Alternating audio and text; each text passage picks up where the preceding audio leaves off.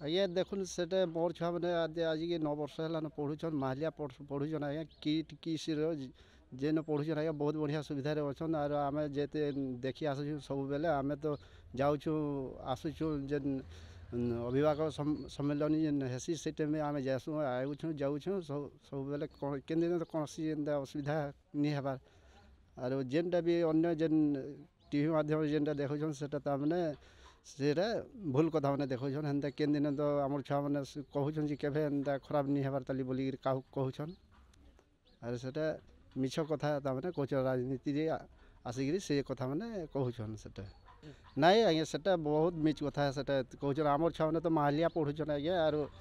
ସେଟା ପଇସା ଦେଲା ଛୁଆକେ ସେ ଏନ୍ତା କରିକିରି କରୁଥିବେ ବୋଲିକିରି ସେଟା ତ ମୁଟେ ନି ହୁଏ ଆଜ୍ଞା